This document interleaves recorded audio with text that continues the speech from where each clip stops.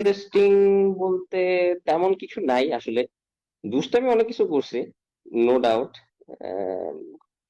আমার আব্বু-আম্মু হয়তো জানে না। অনেক সময় স্কুল কলেজ আজকে যদি কোনোভাবে হয়তো সেভ করা থাকে লাইভ যদি পরবর্তীতে দেখে তাহলে হয়তো বুঝবে। অনেক সময় স্কুল কলেজ কিন্তু ফাঁকি দিছি। পালায় চলে গেছি, এই জায়গায় ওই জায়গায় ঘুরতে গেছি।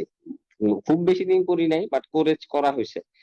এছাড়া মানে ক্লাস ফাঁকি দিতাম মোরলেস। ওইখানে ইয়া ছিল, আমাদের একটা স্পোর্টস রুম ছিল, ক্যারাম খেলতাম, এই খেলতাম ওই খেলতাম। তো মাঝে মাঝে ক্লাস ফাঁকি দিয়ে ওইখানে চলে যেতাম। আহ এই এইগুলাই আসলে। আর আমি খুব শাই ছিলাম স্কুল কলেজ লাইফে। স্কুল কলেজ লাইফে শাই ছিলাম বলতে ফ্র্যাঙ্কলি বলি, এই যে রিলেশনশিপ বা গার্লফ্রেন্ড টাইপ এই টাইপের কিছু ছিল না। ছিল না কারণ হলো বিকজ আই ওয়াজ শাই। এই জন্য আমার মোস্ট অফ দা টাইম আমার ফ্রেন্ড সার্কেল মানে বয়েজ, অল দ্য বয়েজ। এবং আমার মানে এটা এটা